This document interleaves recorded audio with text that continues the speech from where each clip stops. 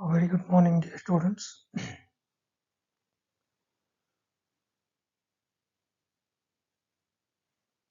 In today's class, we are going to discuss about male sterility in plants. What are the reasons for male sterility and how can we apply this male sterility in plant breeding techniques? Okay. In this class, I'm going to cover about what is sterility, how to manifest male sterility, what is the use of male sterility, and history. Then classification of male sterility, and finally I'm going to cover up significance and limitations of male sterility.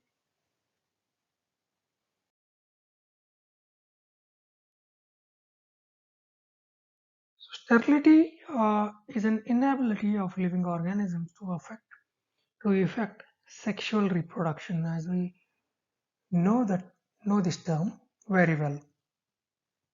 Then in case of plants, the male sterility means failure of plants to produce functional anthers or functional pollen grains or functional male gametes.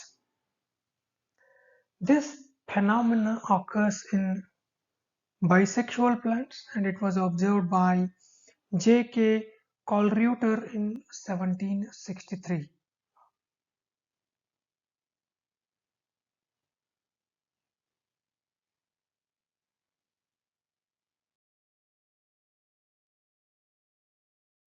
So coming to the manifestation of male sterility, it may be absence or malformation of male organs in plants, or it may be failure to develop normal microsporogenous tissue, or it may be due to abnormal microsporogenesis, deformed or inviable pollens produced,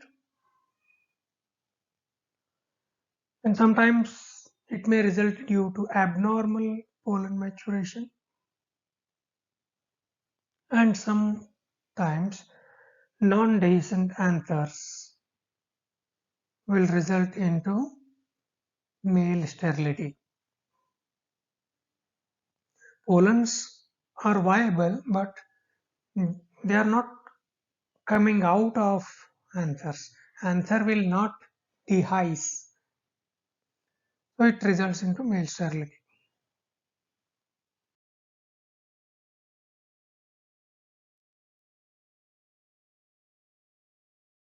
The male sterility in cabbage was reported by Ruemfeld in 1960 and in cauliflower by Neuhoff in 1961.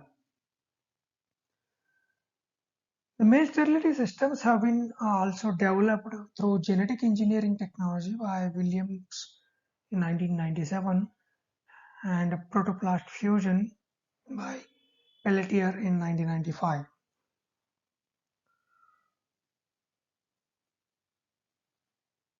Even it can be induced artificially through mutagenesis, and that was done by Cole in 1988. Coming to the classification of male sterility, Cole 1988 classified male sterility in three major groups: phenotypic male sterility, genotypic male sterility, and chemically induced male sterility. In this class, we are going to skip chemically induced male sterility and we are going to focus on phenotypic as well as genotypic male sterility. For your syllabus, genotypic male sterility is very important. This phenotypic male sterility is of three different types: structural or staminal male sterility, pollen male sterility, and functional male sterility. Genotypic is of 4 types: genetic male sterility, cytoplasmic male sterility, cytoplasmic genetic male sterility, and transgenic male sterility. In genetic male sterility, we have two categories. One is environmental sensitive genetic male sterility and environmental insensitive or non-sensitive genetic male sterility. We'll look at it one by one. So as I said, in phenotypic male sterility, we have 3 types. Pollen sterility, in which male sterile individuals differ from normal only in absence or extreme scarcity of functional pollen grains. So they will differ from the normal plants in not having pollen grains, functional pollen grains. So second type, structural or staminal male sterility, in which male flowers or stamens are malformed and non-functional or completely absent.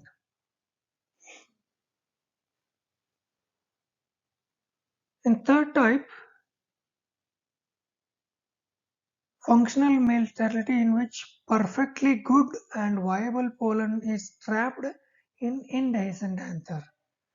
We have a production of functional pollen grain, but they are completely trapped inside the anther because anther is not going to burst and uh, release the pollen grains. Okay.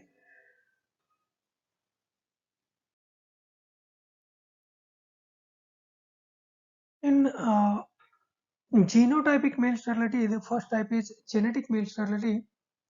It is also called as nuclear male sterility,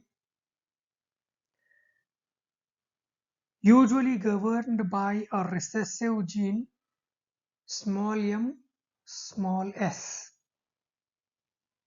Small s stands for male sterile allele of a gene.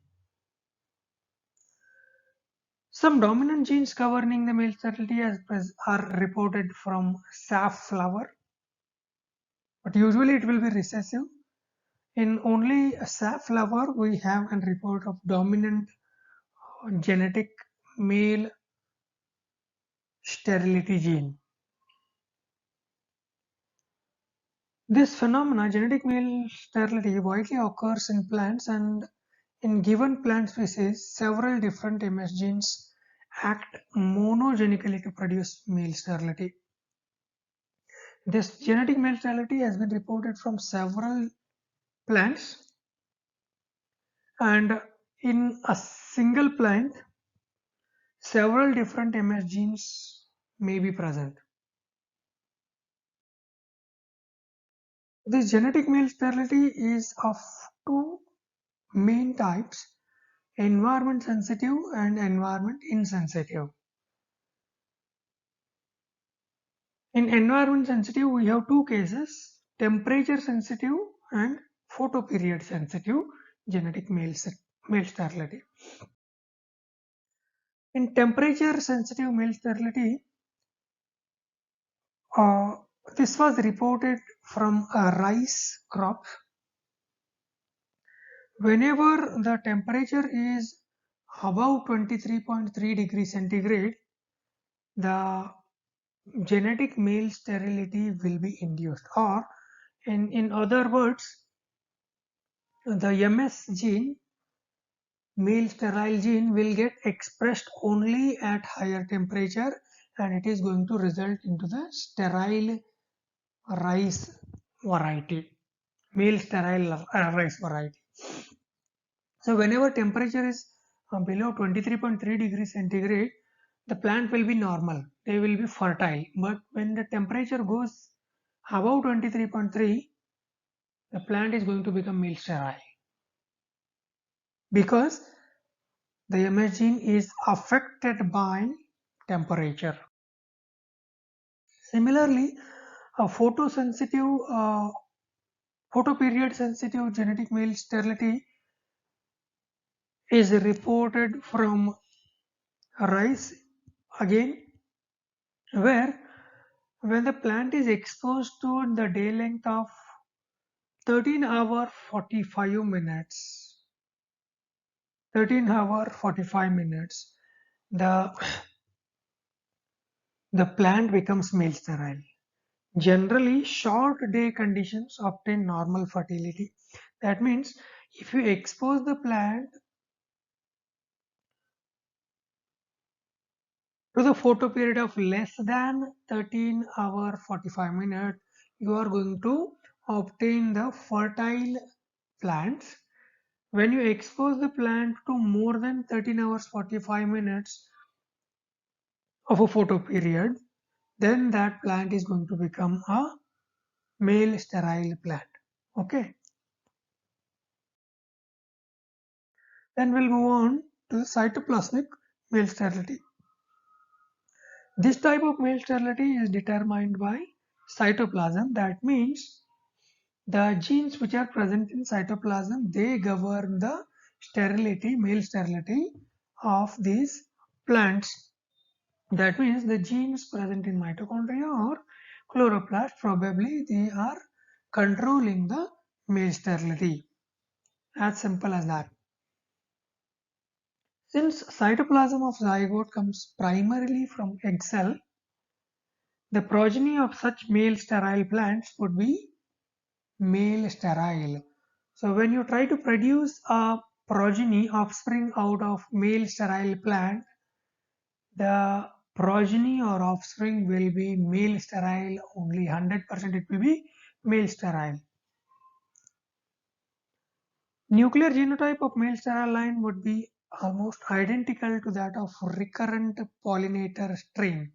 That means if you compare the genotype, nuclear genotype, that means genes present inside the nucleus, they will be same for normal fertile plant and male sterile plant. The normal fertile plant is represented as recurrent pollinator strain because it is going to produce the pollen grains. It is named as a recurrent pollinator strain. It is normal. Whereas in some plants, due to the action of genes present in the cytoplasm, that plant resulted into male sterile line. So this male sterile line is maintained for many generations by crossing with pollinator strain. We have to cross the male sterile line with that of pollinator strain to maintain this male sterile line. That is a way of maintaining the male sterile lines. And this pollinating strain or normal fertile strain is called as maintainer line or line B.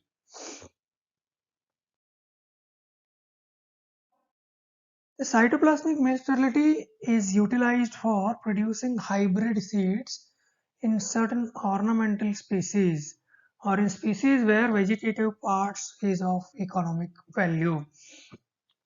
So wherever you are going to produce a seed as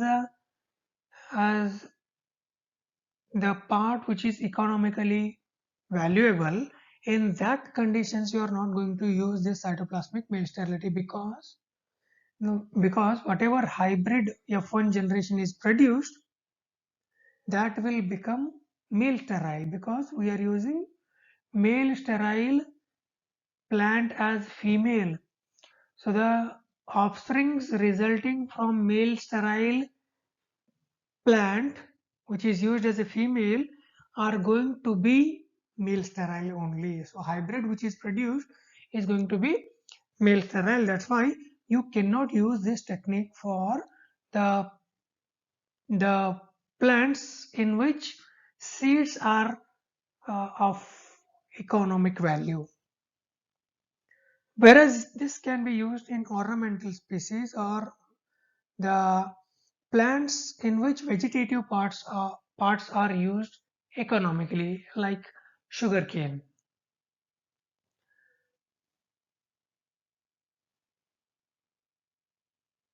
This cytoplasmic male sterility is not influenced by environmental factors such as high temperature and high photoperiod. And this was uh, found in the plants like onion, fodder jawar. Remember, fodder jawar I am using, and cabbage like plants. Cytoplasmic genetic male sterility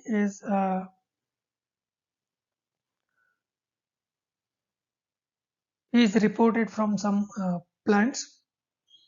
In this case, cytoplasmic male sterility, for which nuclear gene for restoring fertility in male sterile line is known. For example, the plant is male sterile due to the cytoplasmic gene. There is a cytoplasmic gene which is going to induce the male sterility in plants, but but that male sterility can be restored back, or that male part can be made fertile by the action of gene which is present in the nucleus. Remember, there are two genes, one is acting in the cytoplasm, one is acting in the nucleus. The gene which is present in the cytoplasm is going to induce the male sterility, and the gene which is present in the nucleus is going to restore the fertility of that male sterile plant. So they act vice versa,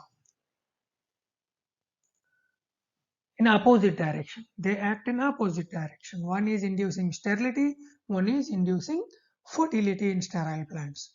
The fertility restorer gene present in the nucleus is called as R, and it is generally a dominant allele.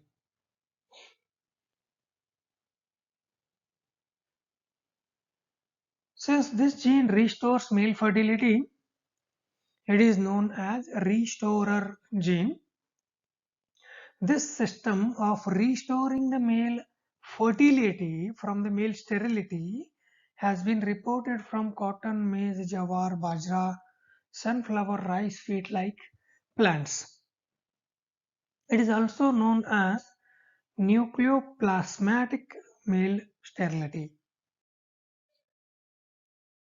So in this case, you can see we have a male sterile line A, where small r are present in, these are alleles present inside the nucleus, and capital S for sterility, that gene is present in the cytoplasm. Whereas in line B, which is a maintainer line, you have small r inside the nucleus, and F means the gene for fertility of that male is present in the cytoplasm. When you cross these two plants, it is going to result into the genotype small r inside the nucleus and S in the cytoplasm, because S is dominant over F.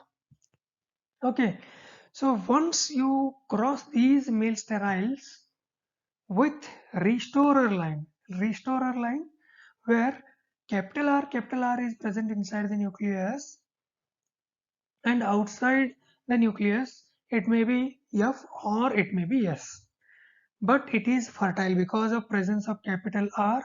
This plant is male fertile.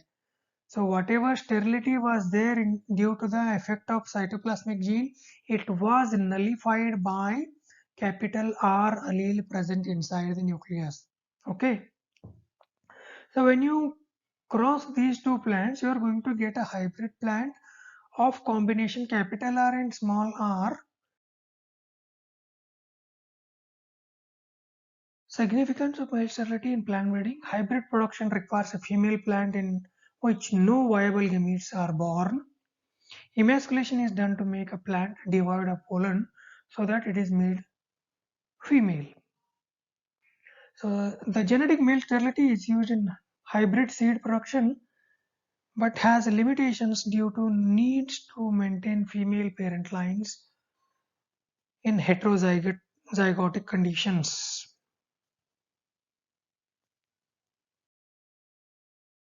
The limitations of using male sterile line are it is very difficult to maintain the A line, B line and R lines, restorer lines, sterile line and normal pollinating lines. It is very difficult to maintain it. Exotic lines are not suitable uh, in many conditions. Adequate cross pollination should be there between A and R lines for good seed set. If you want to have a good seed set, lot of pollination has to occur between A line and R lines. Synchronization of flowering should be there between A and R lines. That means flowers should develop at the same time in A variety as well as R variety. Fertility restoration should be complete, otherwise F1 seeds will be sterile. Isolation is needed for maintenance of parental lines and for producing hybrid seeds. There is always a chance of having sterile F1 plants when you don't go for isolating these experimental plants. That's a tedious job. Thank you.